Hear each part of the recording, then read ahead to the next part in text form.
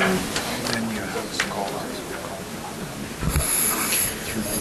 think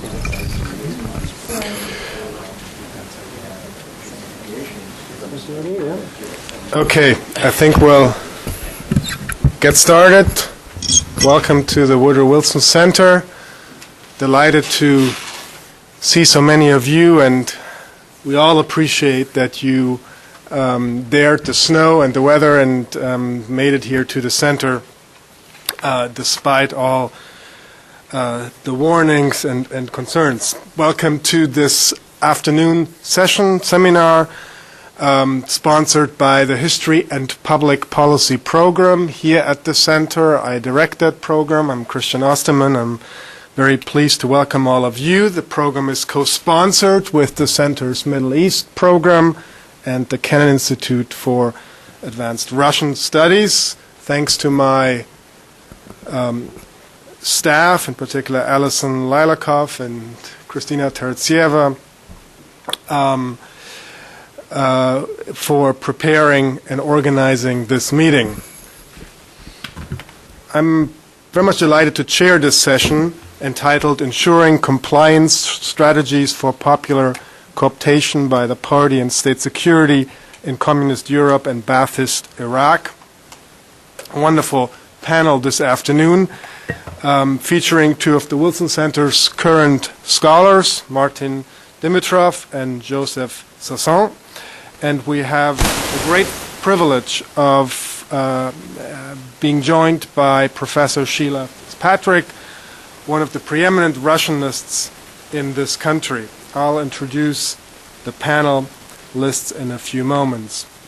Let me just say that this panel will focus on the strategies that two authoritarian single-party regimes, Bulgaria under communism and Iraq under the Ba'ath Party, employed to penetrate society by recruiting citizens to become members of the party and to serve as informers for state security. I very much appreciate the interdisciplinary nature of this session. It's just the kind of opportunity, it seems to me, that the Wilson Center should and can foster and support.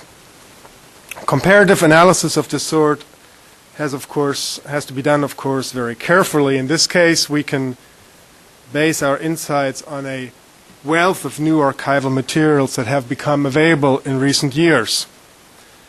The communist and intelligence files of the former communist regime in Sofia, which started becoming available in the 1990s, and the records of the Ba'ath Party, which were obtained in the wake of the invasion in 2003. There are all sorts of questions regarding the ownership and the status and access to these politically sensitive records.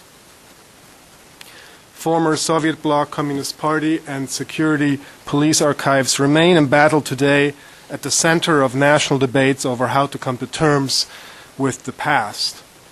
One just needs to look at the very disturbing recent developments in Hungary, where the Orban government is preparing a new law according to which citizens who are spied upon or observed by the regime's state security officers may now not only ask to view those files at the Hungarian Archives of State Security in Budapest, but also remove these preserved archival documents from the reading room and request their destruction.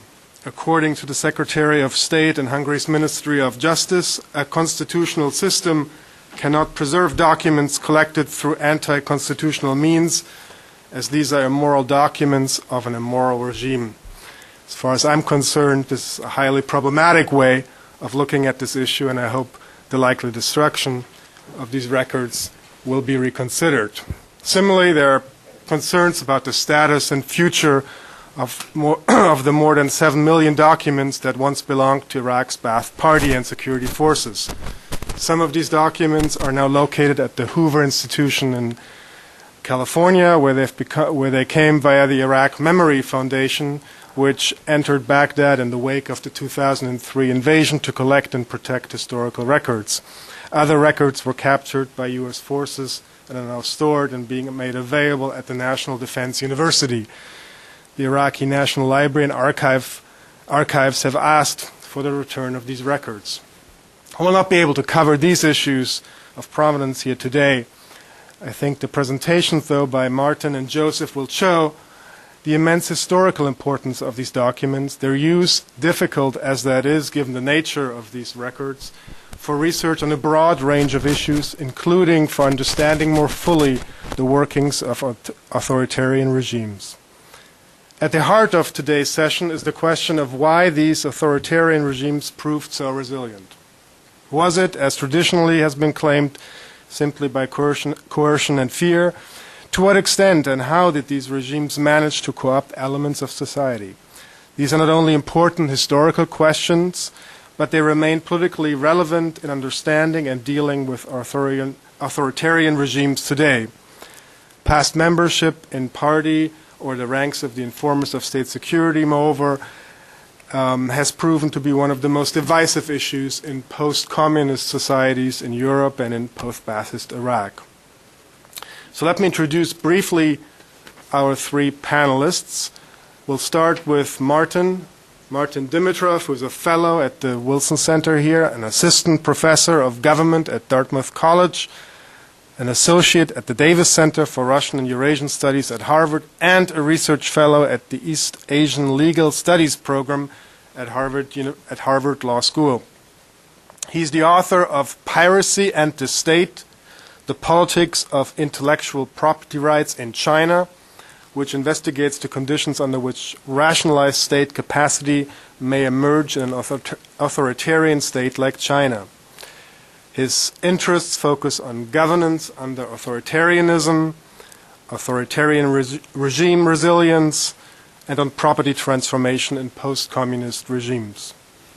He's currently working on two book projects, a monograph entitled Dictatorship and Information, Autocratic Regime Resilience in Communist Europe and China. The second volume is an edited one entitled Why Communism Didn't Why Communism Didn't Collapse, Understanding Regime Resilience in China, Vietnam, Laos, North Korea, and Cuba. He holds a PhD in political science from Stanford University. His presentation will be followed by that of Joseph Sassoon, who is a public policy scholar here at the Wilson Center and an adjunct professor at Georgetown University, as well as a senior associate member at St. Anthony's College in Oxford. Born in Baghdad, he received his PhD at St. Anthony's, and he's the author of two books, Economic Policy in Iraq, 1932 to 1950, and The Iraqi Refugees, The New Crisis in the Middle East. His current book project, here at the Center, set to be published by Cambridge University Press, is entitled Saddam Hussein's Ba'athist Party, A Study in Authoritarianism. He's published a number of articles. I'll point you to the biography on the handout. We will then have the privilege of getting comments by Professor Sheila Fitzpatrick, who is the Bernadotte Schmidt Distinguished Service Professor of Modern Russian History in the Department of History at the University of Chicago, one of the country's leading Russian scholars. Fitzpatrick is primarily a historian of modern Russia. His work has focused on Soviet social and cultural history in the Stalin period, particularly everyday practices and social identity.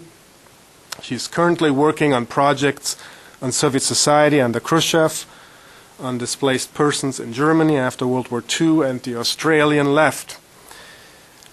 She has a number of memberships and honors to her credit, a long list in fact, so I'll point you again to the handout. Let me just mention, though, her important publications. They include, of course, Everyday Stalinism, Ordinary Life in Extraordinary Times, Soviet Russia in the 1930s, In the Shadow of Revolution, Life Stories of Russian Women from 1917 to the Second World War, and Stalinism, New Directions. There are a number of others, including political tourists, travelers from Australia to the Soviet Union in the 1920s to 1940s. So, a formidable panel. I think we're in for a real treat, and with that, let me turn it over to Martin. First, I think Martin and Joseph will talk for about 20 minutes or so, and then we'll each, yes, and then we'll, that's right, and then we'll turn to Dr. Fitzpatrick. Martin. Thank you, Christian. It's an honor to be part of this panel, and thank you all for coming out on this snowy day. What I'm going to talk about today is ensuring compliance, strategies for popular co-optation by state security in communist Europe. And I will start by making some theoretical reflections about the problem of authoritarian resilience, which are then followed by some discussion of the Bulgarian case. It is by now commonly accepted that among non-democracies, single-party regimes are the longest lived. Sometimes overlooked, however, is the fact that there are three types of single-party dictatorships. The first is the hegemonic party regime, where the dominant party allows opposition parties to contest the elections and to win seats in the legislature. The paradigmatic example of this type of regime is Mexico under the PRI, although Russia since 2000 can also be classified as a hegemonic party regime. The second type of regime is the non-communist single-party regime. Taiwan prior to democratization and Iraq under the Ba'ath Party would fit in this second category. The third type is the communist single-party regime. The universe of communist regimes consists of 15 countries, with China and the Soviet Union being the most notable examples. What Joseph and I will argue today is that there are some very important similarities between the second and the third type of single-party regime. Both non-communist and communist single-party regimes are non-electoral autocracies, which means that opposition parties are not permitted and unaffiliated candidates may win seats in the legislature only after vetting from the dominant party. Systematically exploring the similarities as well as differences between non-communist single-party regimes and communist single-party regimes is an important step in building a theory of single-party rule, which still remains a major lacuna in our knowledge of authoritarianism.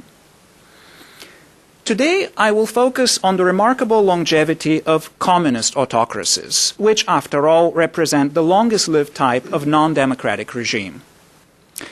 The unusual longevity of communist dictatorships suggests that they have found a formula that allows them to enjoy a considerably longer lifespan than the average dictatorship. Theories of dictatorship have advanced two types of explanations for autocratic survival. One is that dictatorships survive through repression. But cross-national research on repression has established that the most repressive regimes are the shortest lived, and that communist single-party dictatorships repress less than other types of dictatorial regimes. This is not to argue that communist autocracies do not repress, but to suggest that the foundations of their resilience could not be built upon repression alone. The second explanation focuses on institutions of co-optation. These institutions include mainly legislatures, hegemonic party, and competitive authoritarian elections.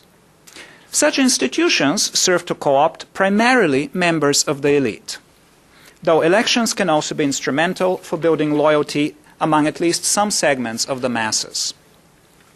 Studies of legislatures, parties, and elections have focused on hegemonic party authoritarian regimes. However, communist autocracies, which have legislatures and parties but do not have competitive elections, nevertheless last almost 2 decades longer than hegemonic party systems. Therefore, the existence of institutions of elite co-optation in communist autocracies raises, rather than answers, questions about their longevity. The resilience of communist regimes is especially puzzling in light of the well-known information problems they face.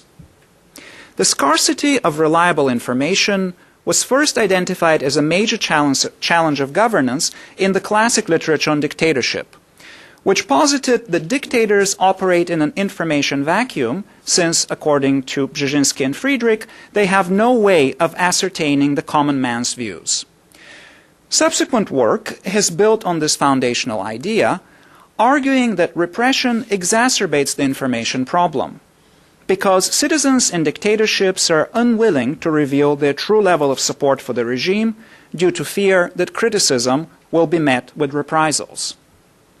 Instead of showing their opposition to the regime, therefore, individuals engage in preference falsification, which manifests itself as reluctant participation in ritualistic acts of public dissimulation, such as compulsory mass rallies, manifestations, and elections. Preference falsification makes dictators fundamentally insecure, since they cannot know their true level of support and thus face the risk of being deposed through revolution or a coup. The remarkable longevity of communist dictatorships and the relative infrequency of coups in them suggest, however, that these regimes were actively searching for strategies that would allow them to solve the preference falsification problem and to obtain accurate information about the public mood.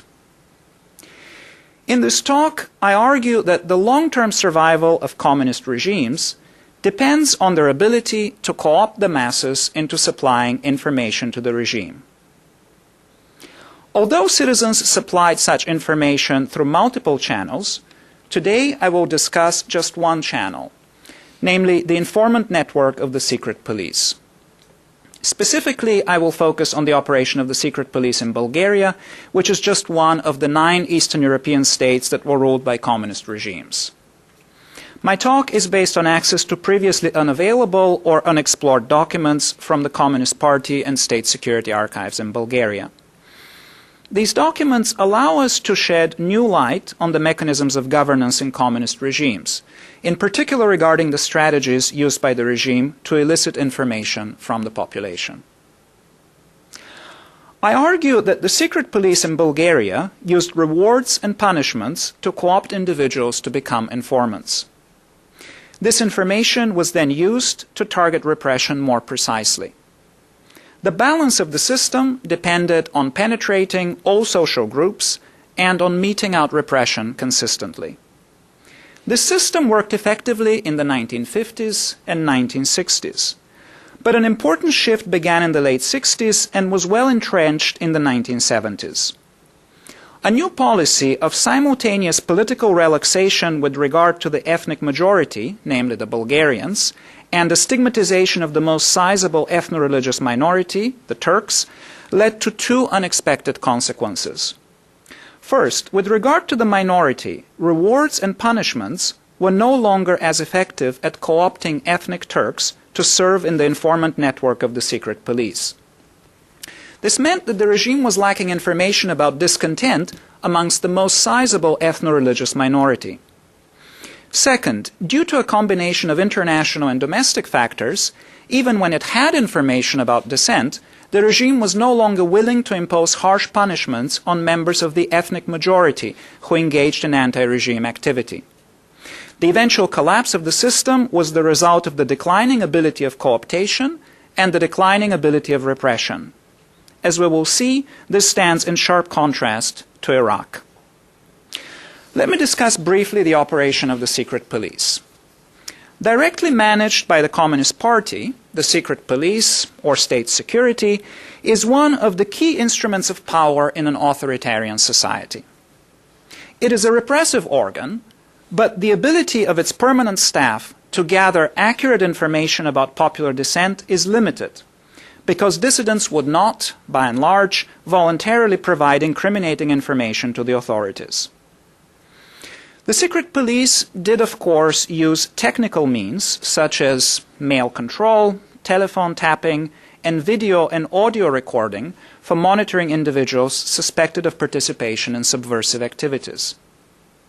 But budget limitations, manpower shortages, and technical difficulties made it impractical to use these methods for totalistic surveillance of the population.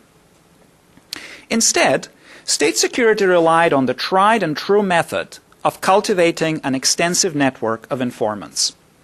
At any point in time, up to 5% of the population of a communist country could be classified as current or former informants for state security. These informants were chosen for their superior access to some source of information that state security deemed important. For example, this information might concern the political views of members of the intelligentsia, the potential for the emergence of an organized labor movement, or the level of alienation among the youth. Accurate information on such topics was of vital importance to the regime. Once the secret police possessed raw information about subversive activities, it could target repression more efficiently. Although it is easy to understand why state security valued the information provided by informants, it is puzzling why informants would provide information to the regime. Some were, of course, coerced into doing so, as fictionalized in the lives of others, and others collaborated out of patriotism. But what is most interesting, and what I will emphasize today, is that most individuals who served as informants to state security did so voluntarily. The archives reveal that voluntary collaboration with state security was the result of a careful and deliberate calculation by individuals who participated with the expectation that they would receive certain benefits from the authorities. In communist Bulgaria, these benefits included access to certain types of jobs, access to a residence permit for the capital, access to a special category of passport that allowed travel to Western countries, access to special medical care, fast-track career advancement opportunities, and access to certain types of educational opportunities.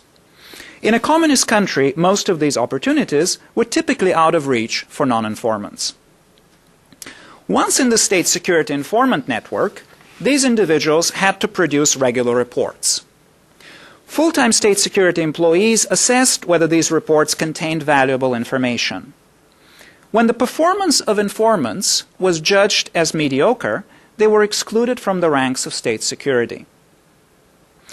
This threat of exclusion served as a powerful incentive for informants to continue to provide information. Compliance was not the result of ideological conviction, but rather of instrumental material calculations. How was the information used? In the 1950s and 1960s, information was used to mete out repression. Similar to the methods used in the Soviet Union, Bulgarian dissidents were sent to the Gulag or were resettled in rural areas of the country where they could not engage in politically subversive activities. In the 1950s and 1960s, state security had an expanding number of informants who provided information that was used to silence political opponents. By the late 60s, the regime had thoroughly infiltrated most of the key dissident groups and kept the rest of the population quiescent through a combination of massive social spending and the threat of punishment for opposing the regime. But the system was slowly thrown off balance in the late 60s due to two new developments. The first was that massive repression was no longer tolerable in Bulgaria. The key reason for that was that a Bulgarian version of goulash communism was sorely needed for both domestic and international reasons. Domestically, the regime was worried that massive repression could lead to a Bulgarian version of the 53 events in Berlin, the 56 uprising in Budapest, the 68 events in Prague, or even worse, the seemingly constant turmoil in Poland. Internationally, the 1974 Helsinki Final Act put Bulgaria under the limelight when it came to violations of human rights by the communist regime.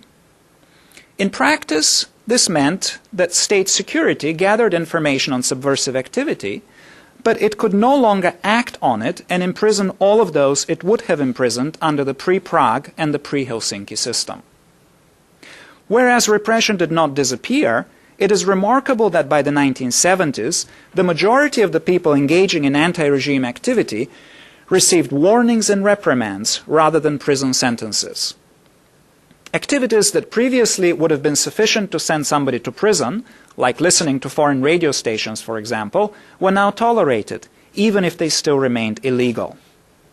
Although paradoxically the drastic decline in repression may have ensured higher compliance with the regime in periods of prosperity, it also meant that the regime could no longer rely on the threat of fear to stop people from engaging in anti-regime activities in periods of economic difficulties.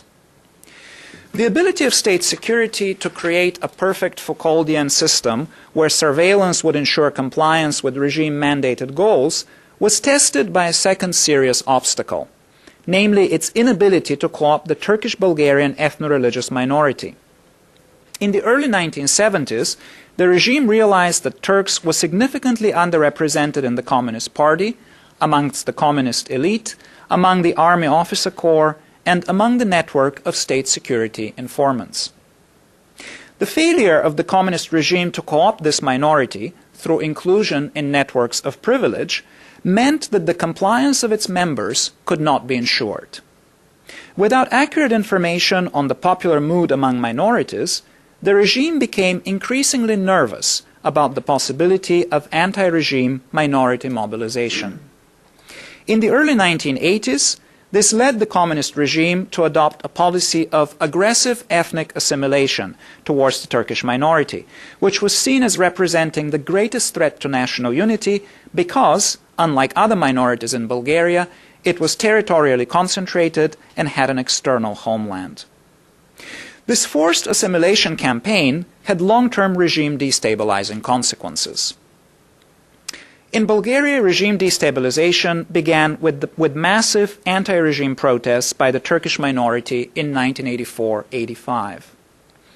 Unlike so-called anti-state activities by the Bulgarian majority, which were largely tolerated, the Turkish protests were met with massive repression by the regime.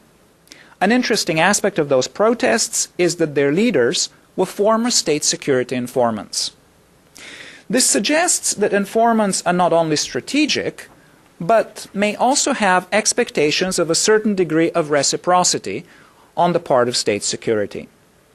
It is one thing to provide compromising information on a co-ethnic when you're led by expectations of career advancement, and when you know that your co-ethnic will most likely be subject to surveillance and harassment, but not to imprisonment.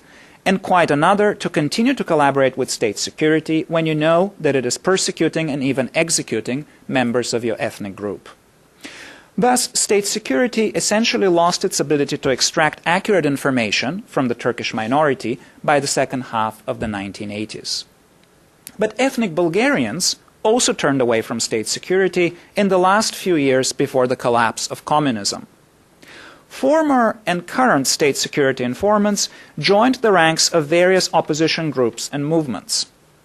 Although the archival records do not allow us to ascertain whether these individuals infiltrated such opposition groups as agents provocateurs or truly believed in anti-communist ideals, the very fact that state security was aware of their behavior but took no steps to prevent it suggests that there was a serious crisis of belief in the communist system by the time of perestroika, both among full-time state security employees and among state security informants.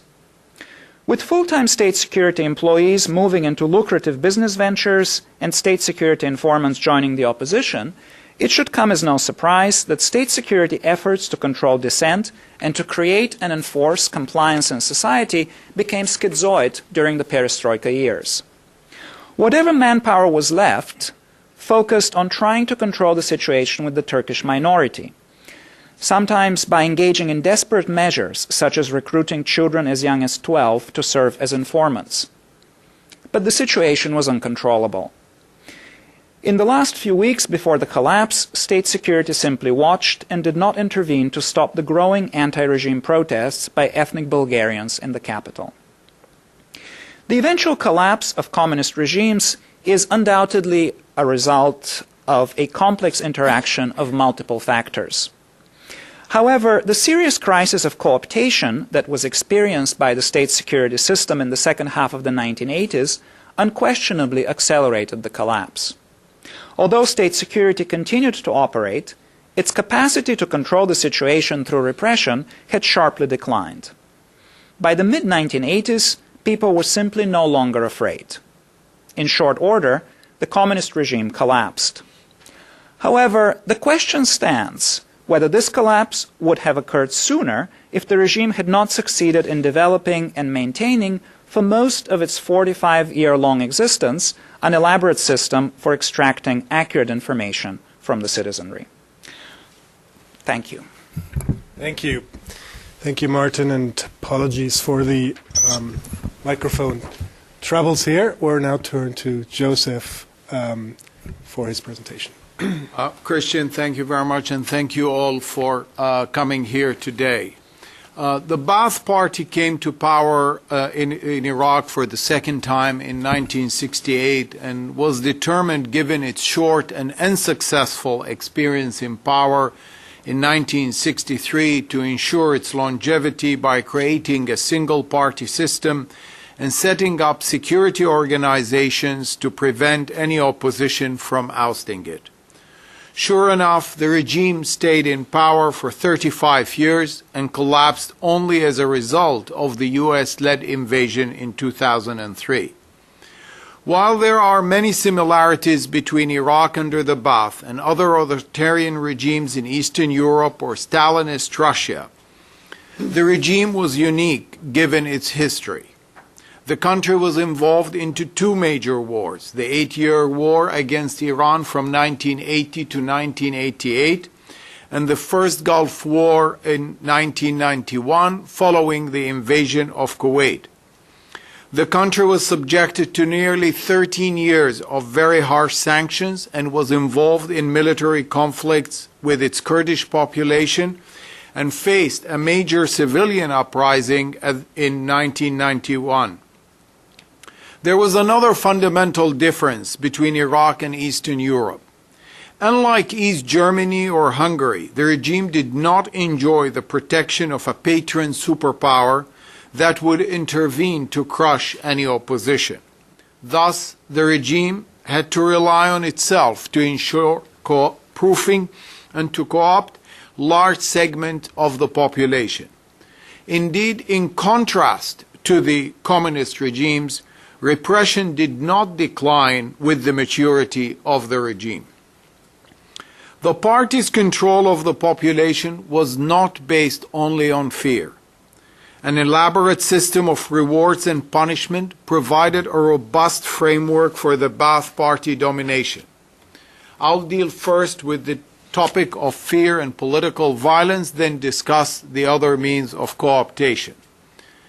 The Ba'ath created many security agencies and an extensive security network, and in doing so it was strikingly similar to other tyrannies. Like Stalin, Saddam Hussein knew that treachery could arise from within his inner circles, and thus understood the need for special guards and organizations personally controlled by him to ensure their loyalty rather than to any of his closest associates. Both leaders were closely involved with these security organizations, received direct information from them, and intervened in their affairs. Given the numerous real and imaginary enemies that flourished under systems like the Ba'ath, a central task of the leadership was to define who its enemies were.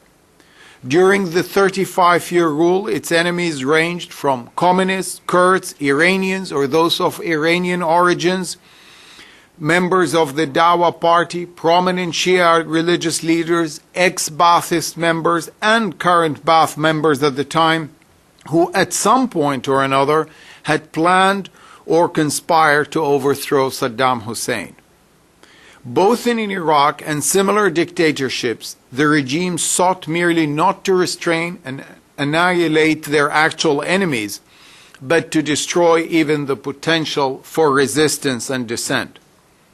Fighting the enemy manifested itself in many ways: surveillance, instilling fear into the population, using torture and violence to extract information or to destroy the alleged enemies of the people.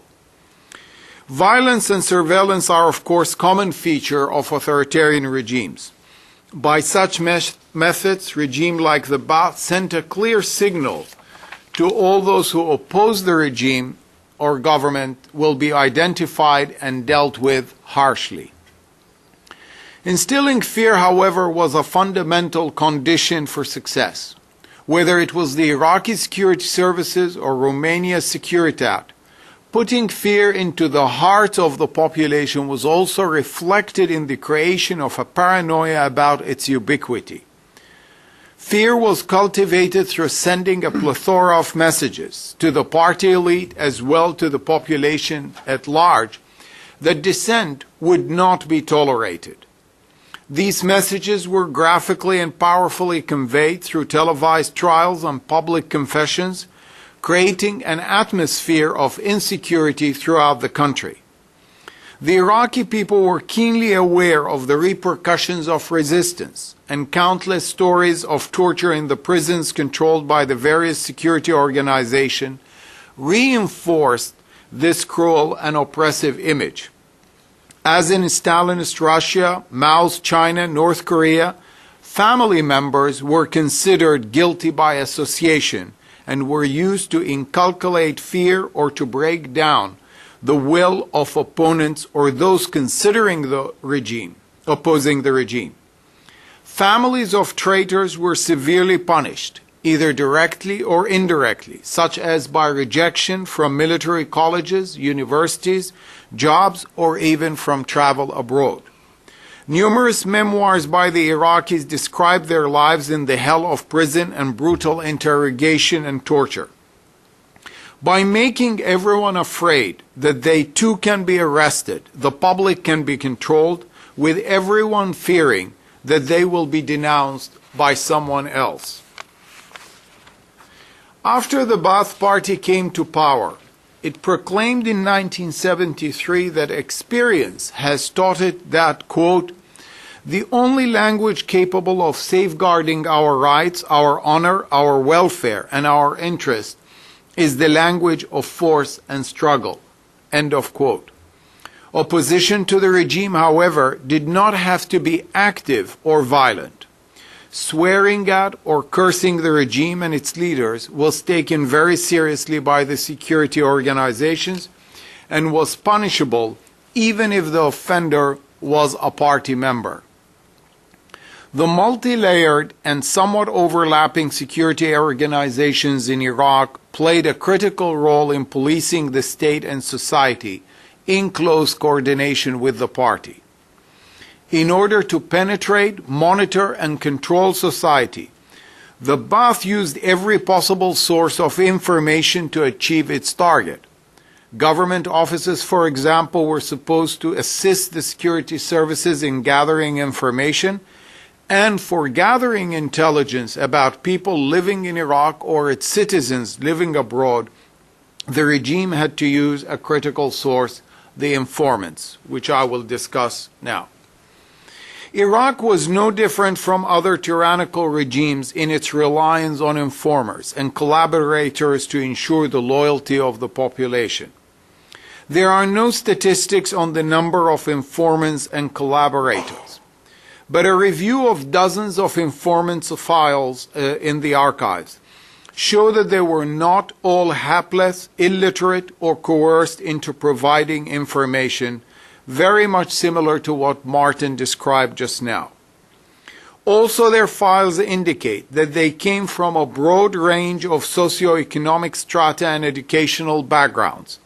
Some were obviously driven to inform in return for an approval or a license to open a business or to be accepted to an educational institution.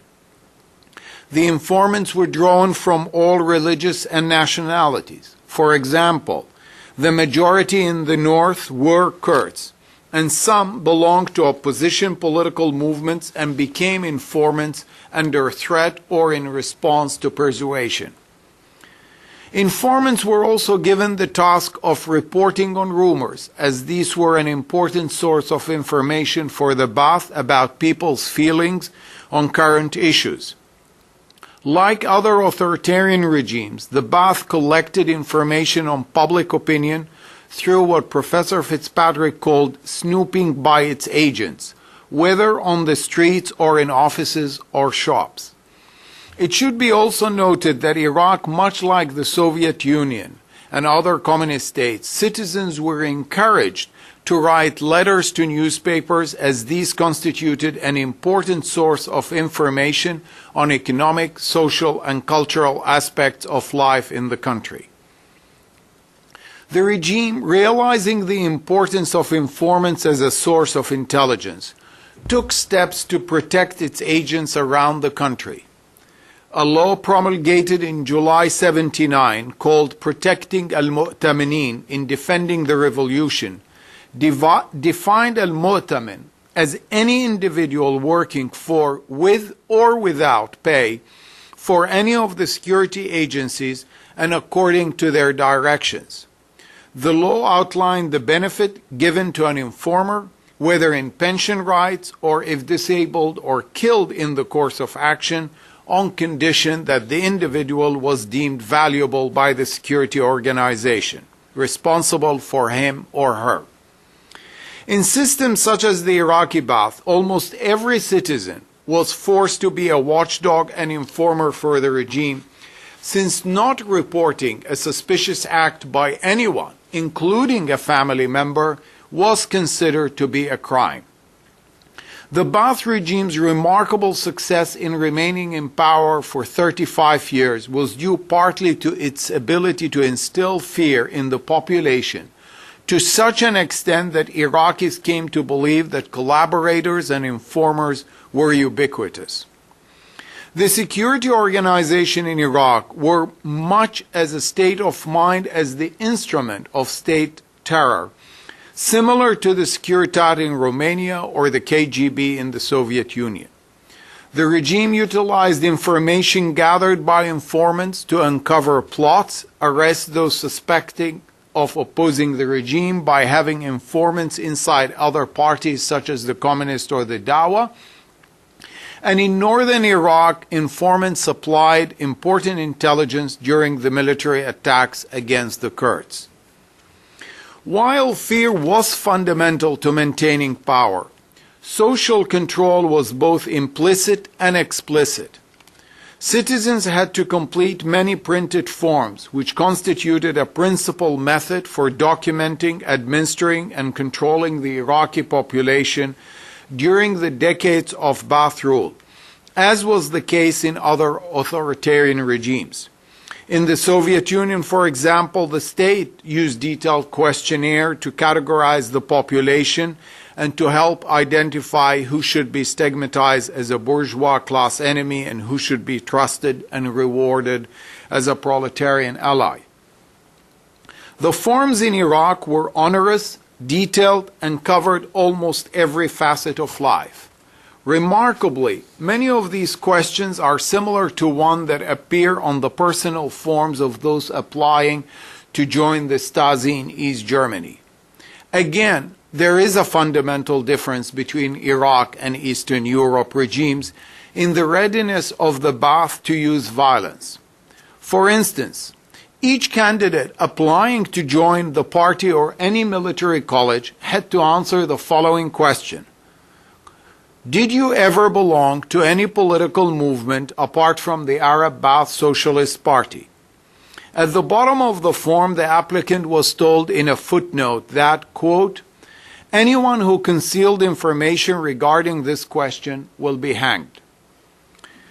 Another means of control was expressed in the school register of high school graduates for ages 16 to 18 that contains extremely detailed tables about these teenagers, their background information, if they had an association with the party, their family's history in relation to the party, such as participation in the Iran-Iraq War, the Kuwait invasion, or the uprising of '91, and, most importantly, their potential for recruitment. This demonstrated the importance of young people and children in the Ba'ath ideology and the party's emphasis on their recruitment, as well as the extensive control exercised by the regimes throughout all social classes. Control by bureaucratic documentation was only one means of ensuring compliance. Co-opting by title was another way of drawing in large numbers of citizens to the Ba'ath sphere. By granting medals and insignia to a large number of people every year, the party automatically expanded its pool of dependent and compliant citizens as time went by. A more devious method of control was making as many people as possible accomplices in acts of violence. For example, as the number of deserters from the army grew significantly through the late 80s and 1990s, Saddam Hussein decreed that other members of the regional command of the party besides himself could sign the death warrant. He also ordered that members of the investigative committee deciding the deserter's fate should participate in his execution, if this was what they recommended.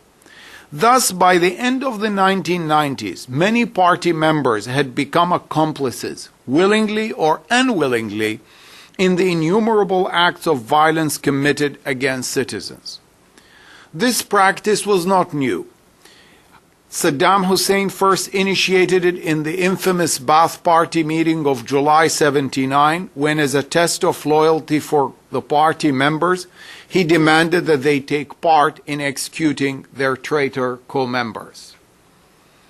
The regimes distributed many medals and insignias for different reasons to reward loyalty. But the most coveted medal or identity card, however, was called, quote, "Identity card of the friends of Mr. President leader Saddam Hussein, may God protect him," end of quote. It looked literally like a driving license. The front of the card displayed the leader's personal details, but intriguingly, the back featured a headline called Imtiyazat, privileges, followed by 7 items.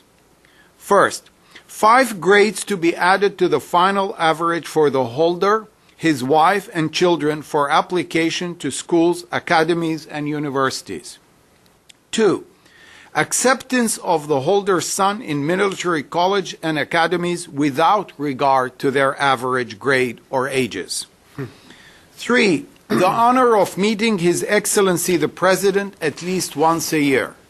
4, grants and holiday bonuses to be awarded on the same bonuses as those granted to employees of the Presidential Diwan. 5, priority over other citizens in their meetings with government officials.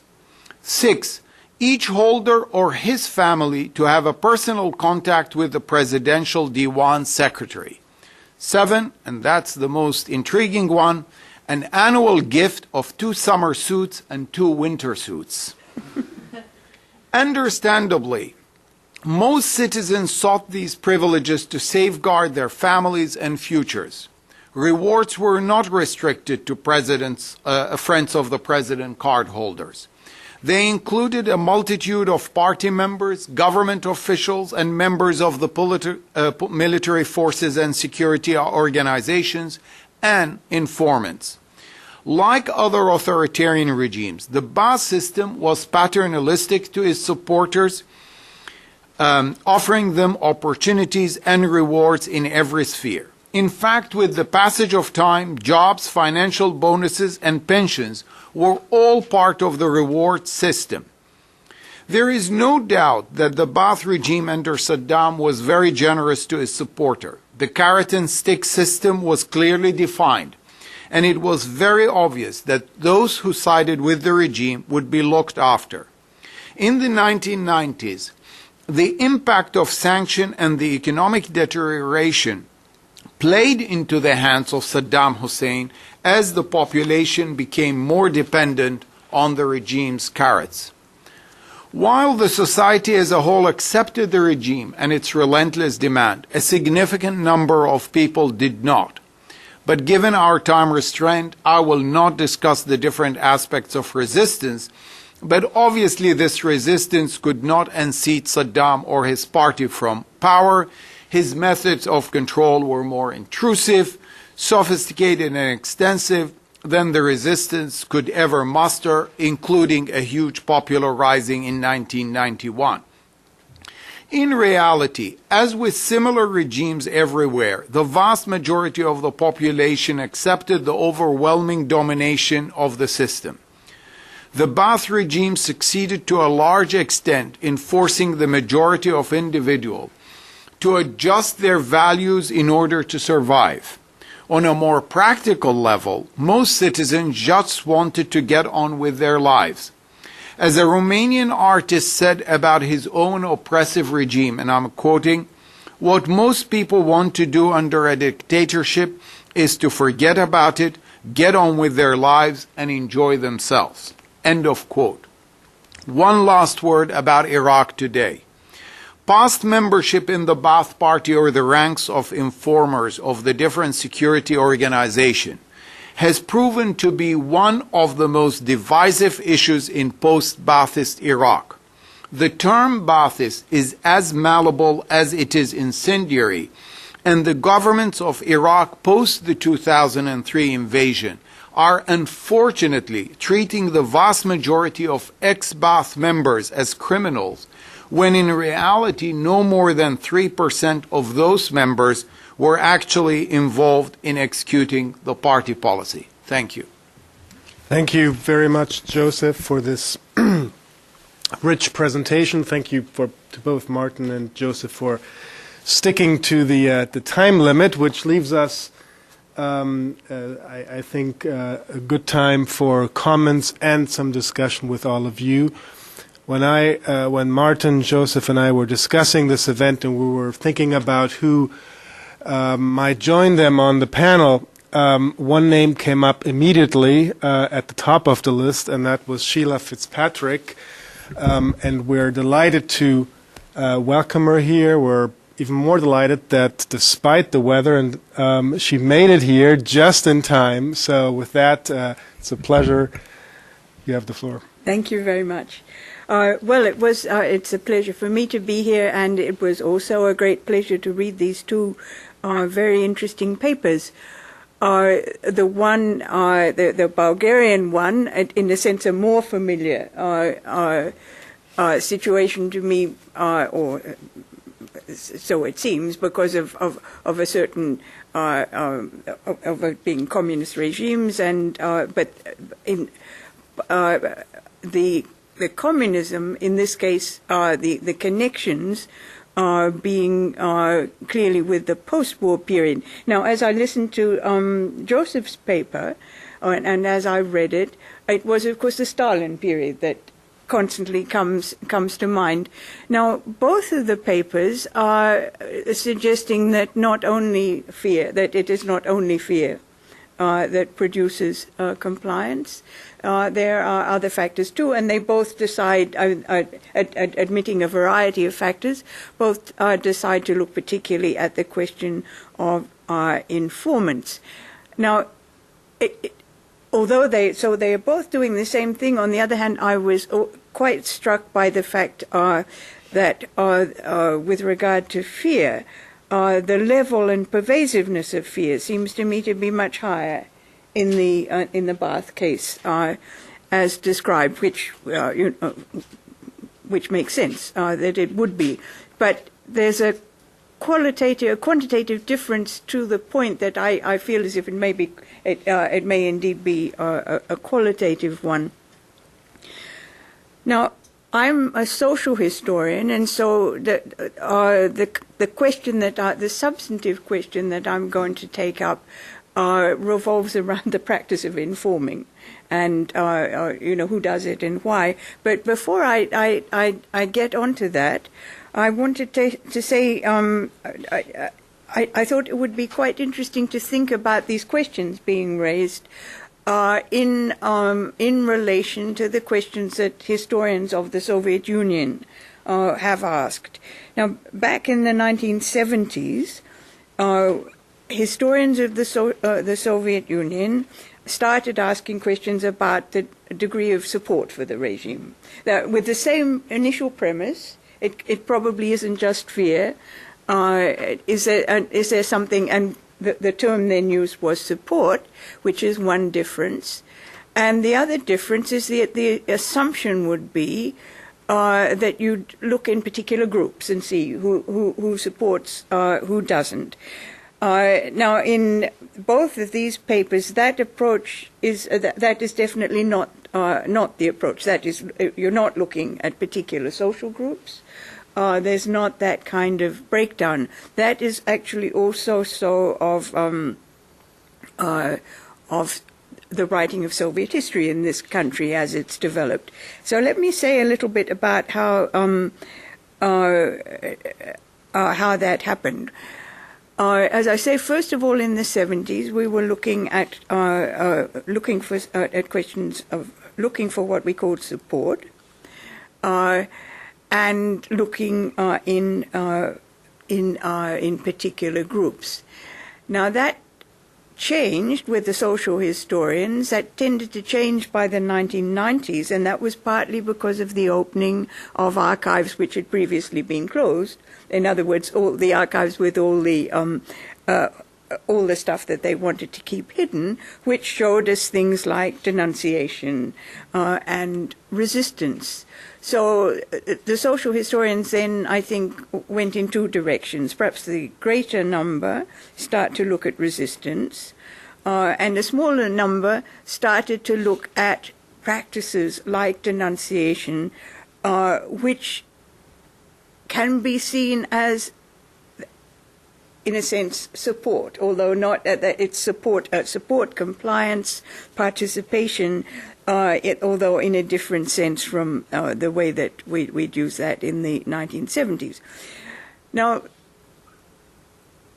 about the same time, in the 1990s, we had a new development in Soviet history, not coming from social historians, but coming primarily from cultural intellectual historians, people who thought ideology was more important than the social historians did, and who, with regard to the 1930s, developed, in a way, unexpected argument. I'm thinking of people like Stephen Kotkin, Jochen Hellbeck, an argument of a general involvement in the Soviet project.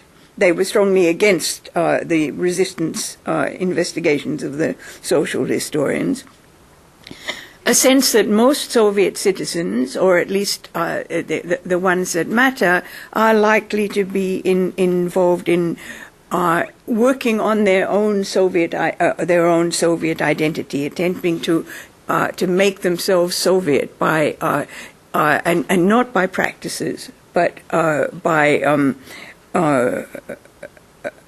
almost by psychological work, I suppose you'd say. Now, this is something that is very much not present in either of your papers, and it's not my particular interest either. But I thought about it listening to these two papers because I think it has it's very hard to apply it to the post-war Soviet situation. This notion of deep involvement of a large part of the population. I don't know whether it is in any way possible to apply it to the Ba'athist situation. Didn't really sound like it from your description, but could be. Now, in the post-Soviet, the historians who are thinking about Soviet identity have basically focused on the Stalin period, and particularly the pre-war. On the late Stalin period, where nobody really thinks in terms of enthusiastic support, we nevertheless have an interesting work by an anthropologist, Alexei Yurchak, which has been much noted by people in other disciplines too, which has the title Everything Was Forever Until It Was No More. It's a study of late socialism.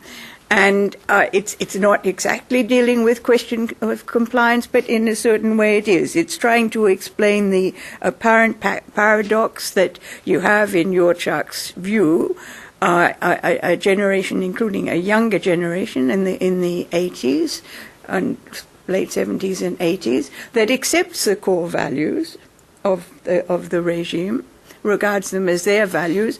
On the other hand, is not deeply interested in that, is interested much more, it will mock the rhetoric, the official rhetoric, is interested much more in the in questions of career and private life, and like the Romanian, they just their sense is what you want to do under any kind of regime is to be able to live a decent life without being interfered with too much. Now that everything was forever, I think, is a point that perhaps we ought to think about a bit, because there are questions there is in thinking about compliance or thinking about failure to resist.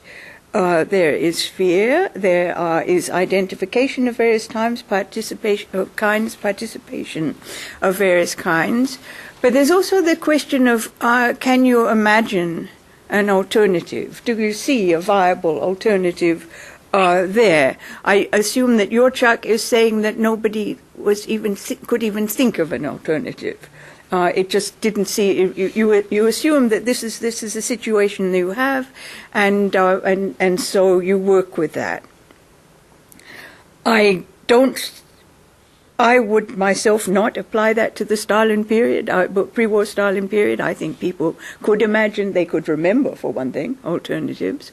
They could also imagine, I would have thought it was also the same with the Ba'athist one, but I do think that's a question we might think of addressing.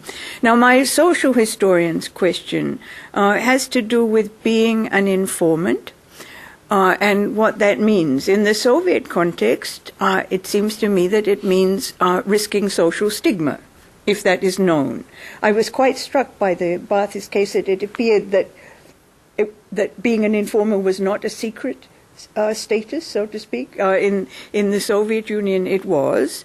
And at least in the groups of society that we know anything about, which always tends to be the educated, more or less middle to upper groups, there was a stigma on being seen to be an informer.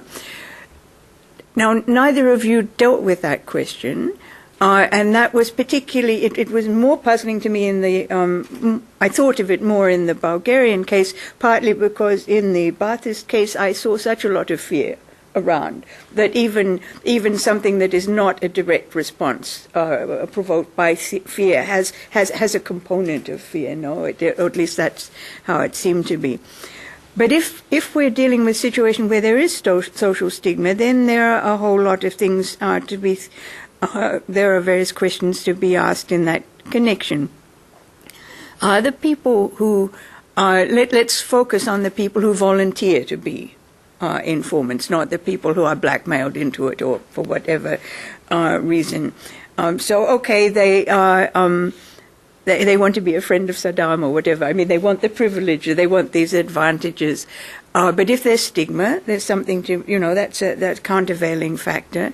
So do we find misrecognition on the part of people who inform? In other words, do they, this is using Bourdieu's term, do they conceptualize what they're doing in ways differently from those that a critical outsider would do? I'm not an informer. I'm just a hopeful person with an unusual gift for observation, for example. I made that up, of course, but it is possible. Well, curiously enough, that notion came to me a little bit from having lived in Paris somewhat. It seemed to me that the kind of person who is a concierge in a Paris apartment block does pride herself often on those unparalleled powers of observation. And if you are such an informed and observant person, it's good if somebody wants to hear it. It's good if you find somebody interested in what you have to say. Now, I wondered also about drawing lines in the sand. I didn't have a wide acquaintance among people who told me they were informants in the Soviet Union, but I did observe a tendency in Soviet life to draw lines in the sand on all kinds of things. In other words, to behave like this up to this line is completely decent and necessary and understandable. To cross that line, which from the outside might seem, very close to the decent position, that is unacceptable.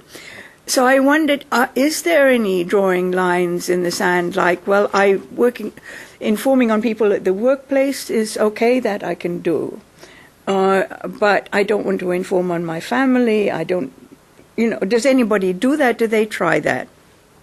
I wanted to know how the reports are submitted. Written reports, oral reports.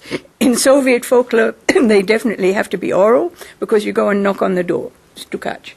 But one of the reasons that I'm interested in that is that Soviet society, and I think Eastern European societies also, have very well developed patron-client relations. A patron-client relation is pervasive in all sorts of activities of life. Now, that would suggest to me that if you make an oral report to somebody as an informant, that person can be conceived as, to some degree, in a patron situation vis-a-vis you, somebody who has power to help you if you get into trouble, which is a major function of Soviet patrons, and also to put you on the lists to be the equivalent of Friends of Saddam. I really love this title. I think my time is just about up, and so although I have a lot of other things to say, I think I will just end with one little remark about that this particular pattern of rewards in the Ba'athist case. In particular, being allowed to go and meet Saddam and also have the telephone number of the secretary.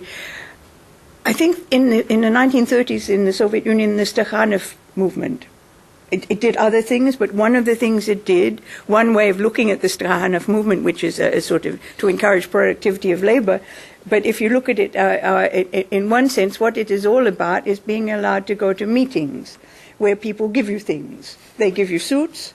They give you cloth, they give you the works of Marx or whatever. They give you things, and they give photo opportunities where you are photographed. If it's at the district level, you're photographed with the district party secretary. If at the regional level, the regional. If at national level, you can be photographed with the Politburo. So it seems to me that it has quite a striking similarity there. Thank you. Thank you so much for these comments that launch us into a discussion. I think I want to give Martin and Joseph a brief opportunity to respond immediately to those to the questions posed by Dr. Fitzpatrick, and then give you an opportunity to ask some questions. Martin, any sort of immediate response to the questions? Yes, these are very important points that Professor Fitzpatrick is raising, and I'm grateful for these. I'm a political scientist, so I don't get to think about a lot of these questions often, but they're fascinating questions. Now, onto the first question about was there a viable alternative to the existing political system in late communist regimes? I think there's a decided difference with the Stalinist regimes, that as more time goes by, as Professor Fitzpatrick argued, fewer and fewer people see an alternative, which might go a great deal towards explaining their compliance with the regime. They don't necessarily believe in the values of the regime, but this is the regime that they're dealing with, and they have to make do. Now, in terms of this question about was there social stigma attached to those who were informants? There was, of course, in Bulgaria, according to both oral histories of people who are remembering the period, as well as materials that were dealt in the archives. So it was a difficult decision for individuals to become informants, but there were aspects of being an informant that compensated for the stigma that was attached to becoming an informant. Some people were flattered that they could join the ranks of state security, precisely because they felt that if I'm an informant, then it must be that I have unusual gifts that are superior to the gifts of other people. The regime values me. Others were just attracted by the material aspects of participation in the system. It is fascinating how people remember being informants 20 years later. So in Bulgaria, a special commission has been established that declassifies who belonged to certain state security structures. It's impossible to actually get the names of all of the informants, only people who after 1989 were in leadership positions. These names are actually declassified at this point in time. And, of course, it will come as no surprise that about a third of the foreign ministry was on the payrolls of state security. There was vast penetration in the armed forces. What is very interesting for me is that a large number of intellectuals were informants, and these people universally remember their participation in state security as a situation where they had no choice, informing that didn't harm anybody. They say we just wrote reports. They weren't oral reports, they were written reports, apparently in the 60s and 70s and 80s by intellectuals. We wrote reports, but these were meaningless and they didn't harm anybody. So this to me seems to be misremembering how and why they participated and what the impact of participation was. Did they draw a line in the sand? I think the story of that is emerging from East Germany primarily, that husbands are informing on their wives, is the exception rather than the rule. And state security did not necessarily want these types of reports where the husband would be reporting on the wife because it knew that they wouldn't be very reliable. So you typically reported on friends and colleagues, but not on immediate relatives. So there was some drawing in the sand. Was there morality involved in how people were picking? I mean, I as a political scientist, unfortunately, I can't answer this question. And was there a patron-client relationship? Absolutely, and this was essential to the operation of the system. So informants for state security expected that their so-called leading officer would reward them. As to what this reward was, sometimes it was material, other times it was prospective expectation that you would get a job, but it was instrumental for the operation of the system.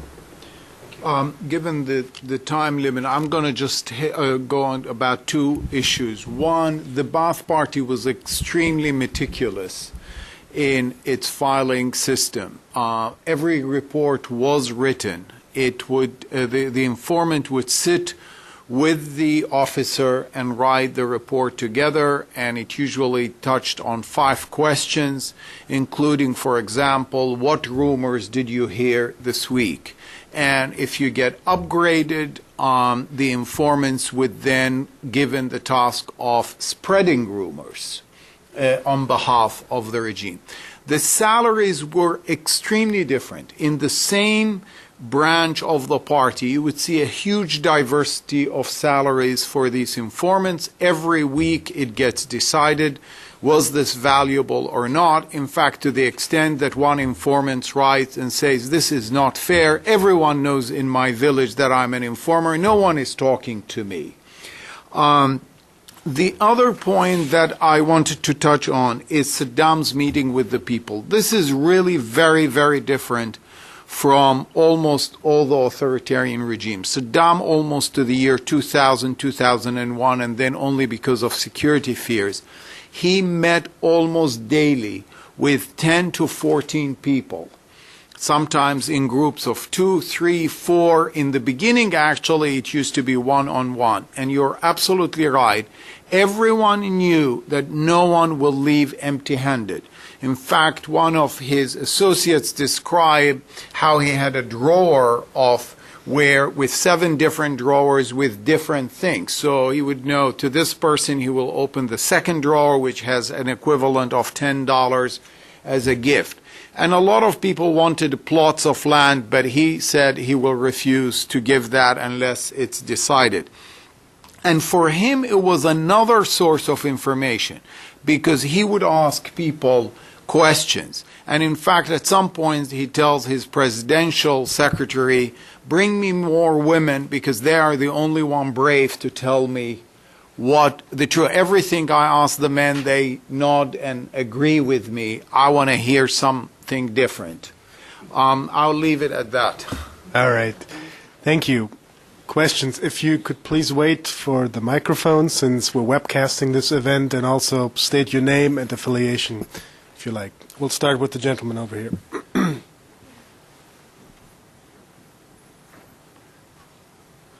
Thank you. I'm Boris Lanin. I'm a fellow here. Thank you very much for a wonderful panel. This is certainly the most interesting and important event of this year.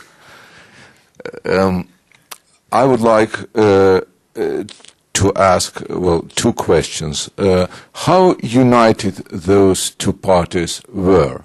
For example, I lived half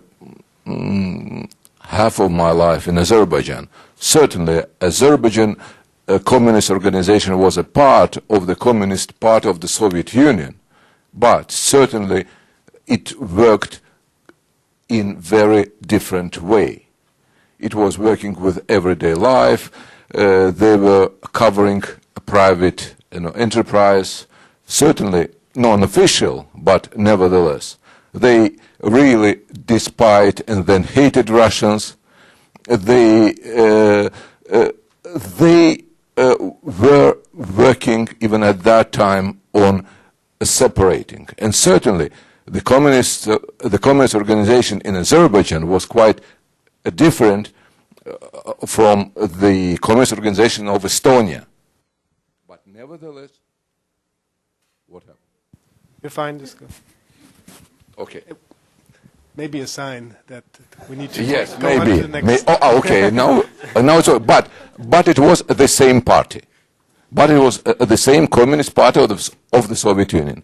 And when Joseph said about the hierarchy of the gifts, I thought, at first I thought that certainly it was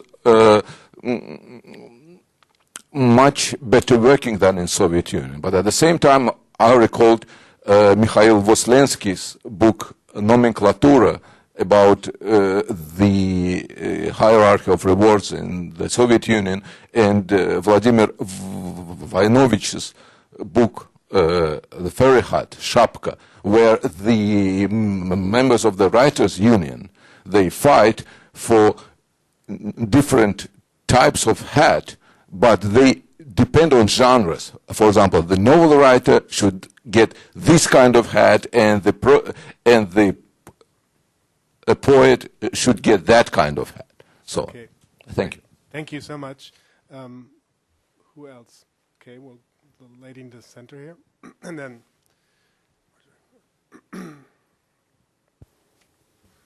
Hi, I am Noela, a fellow here, and thank you for your presentation.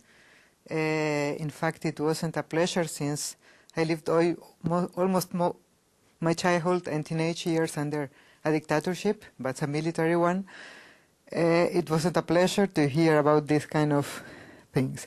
But my question is about, you emphasized, both of you emphasized about informants that were kind of mercenaries or people that had compensations, material compensations, or people, or the other case about people that were coerced to become informants.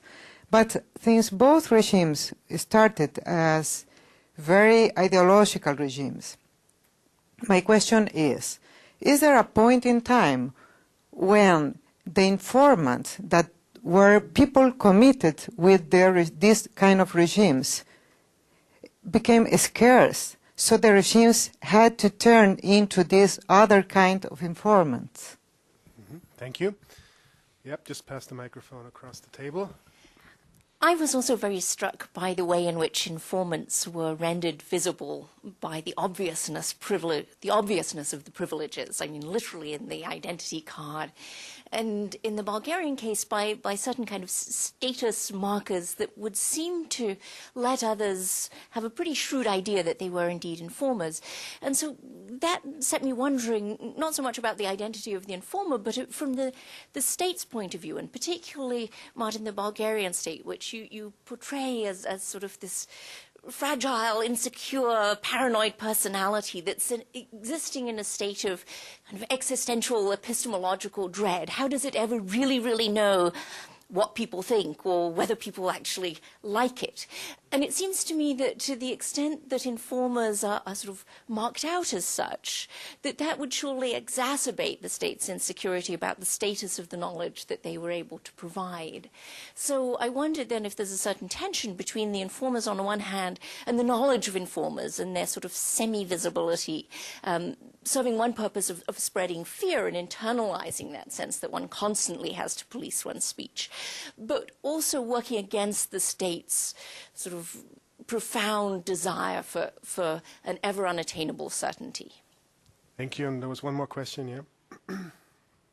Thank you very much. My name is Bilal Wahab, and I have two quick questions. One, is about the effect that resource endowment had on the Ba'ath Party's ability to provide such wide networks of patronage inside Iraq versus Bulgaria, which is not resource endowed, at least compared to Iraq's oil industry.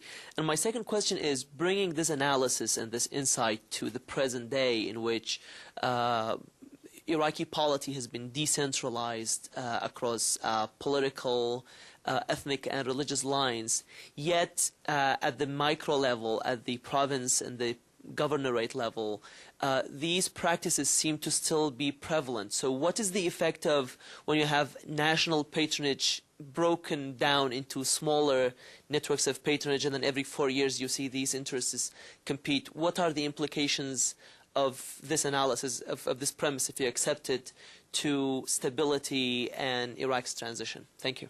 Thank you. All right. Joseph, Martin, who would like to go first? Sure. Boris, the problem with 20 minutes is I'm giving it one shot. I think the party was far from, one coherent group, and it underwent many changes throughout the 35 years. At certain points, it was much more coherent, less coherent. But I think it is true to say that it was extremely intrusive in the everyday life. And whether you were in the village or the town or the main center, I think the main activities were really the same.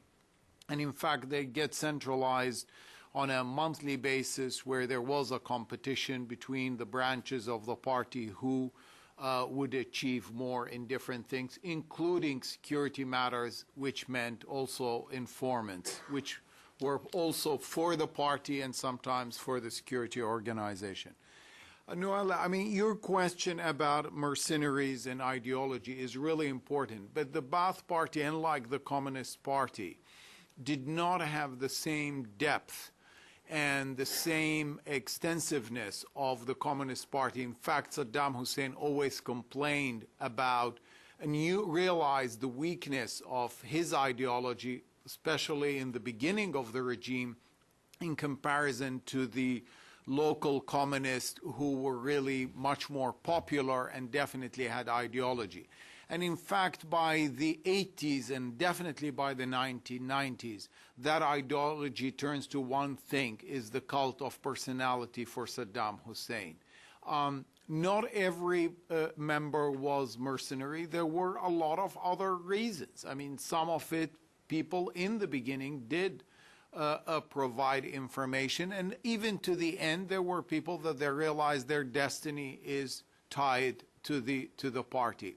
Which goes back to what we were talking. I think it is wrong, really, in those regimes to look at everyone was either Ba'athist or non-Ba'athist, i.e. resistance. There were a lot of people in the middle, and sometimes they were shifting as time was going by.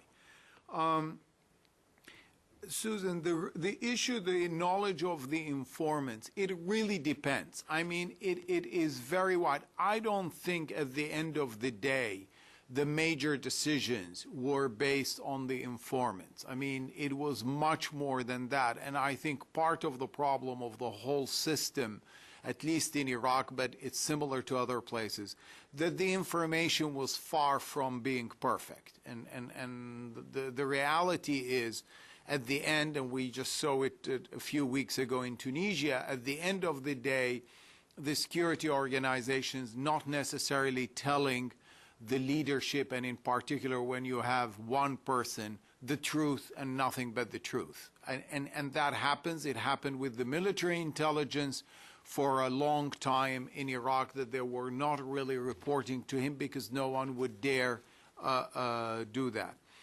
With regard to the decentralization and national patronage, I think the state collapsed after 2003. However fragmented it was even then, at the end of the day, once the Ba'ath Party gone and the de-Baathification took place and the de-armification took place and was under occupation, I think that the state collapsed. And so everyone ended up going back to their local clan and especially that the way that the parliament was set after 2003 was set by communities and sectarianism. So the only way to really retrieve into it is to be a champion of that group or your own sect.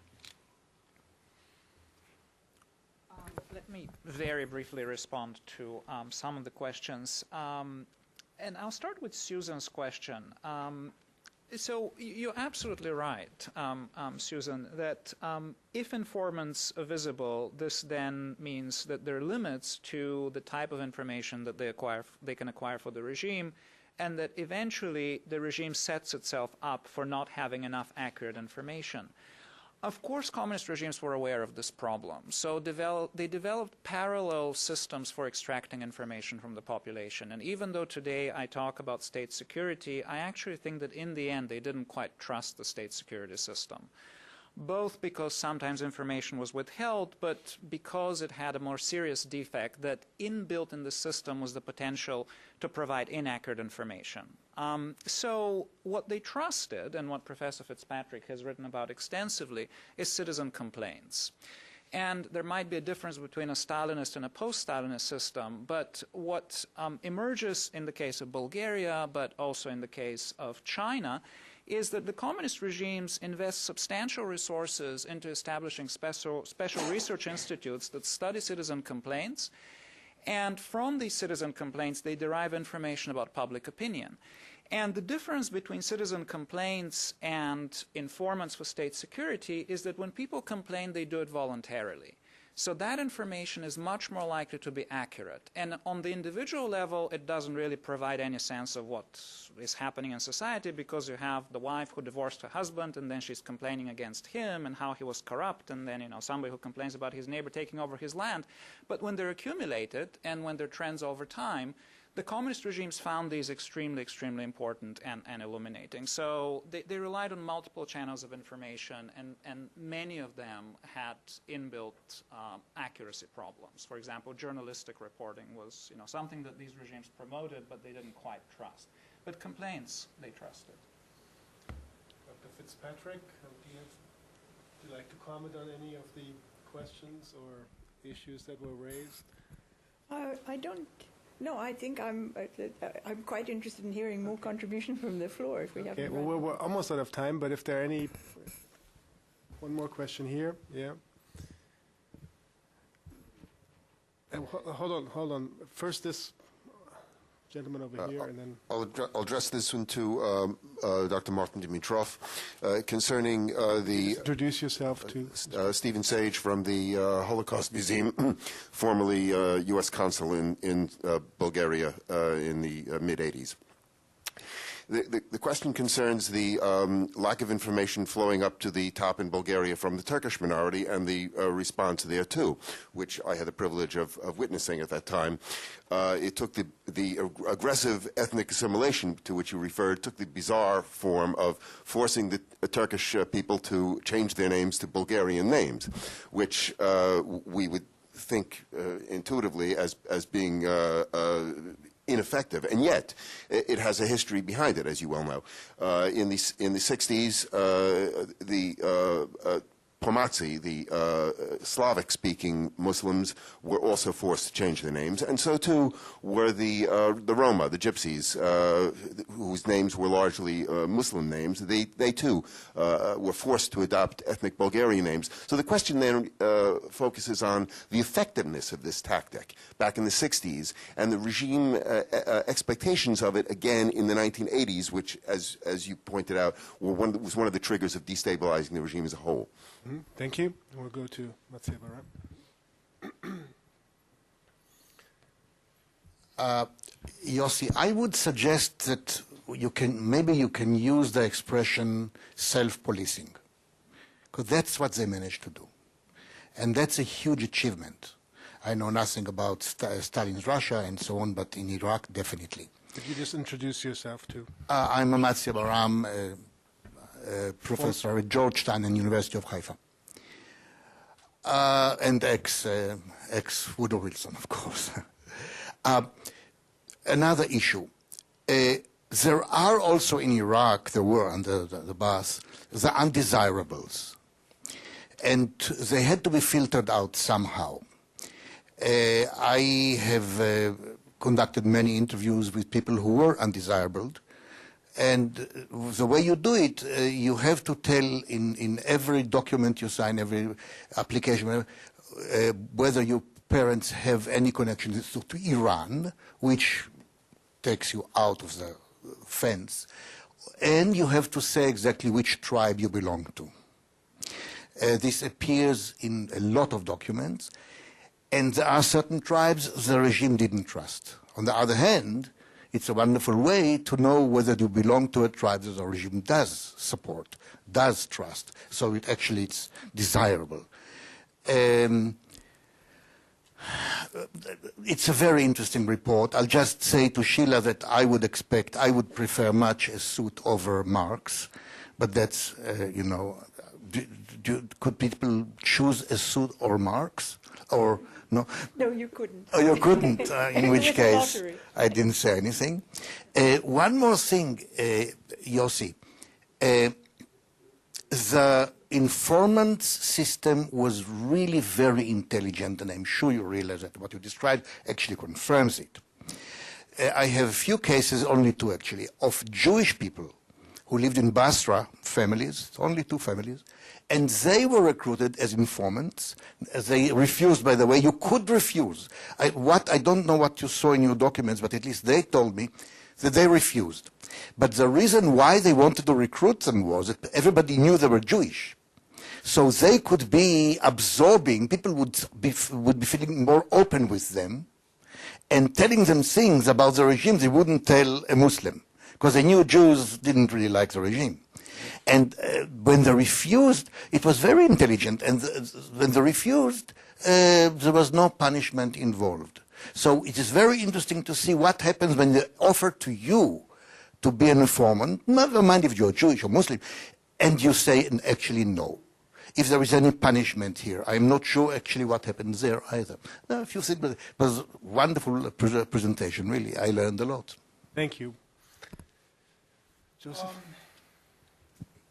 With regard to did they punish the informants? They sometimes will, for example, if you were applying for a business or a student applying to university and you refuse to become an informant, then a mark will go on the file and it will be circulated to the party, which in turn will make sure that that applicant or that potential informant.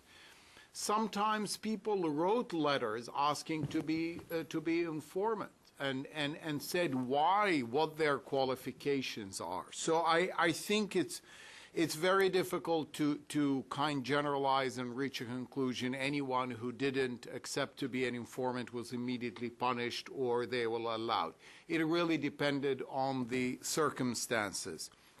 I think with regard to the undesirables, the way you describe it, one of the interesting things is in all the forms, the word, there was never, ever in those documents a question about sectarianism.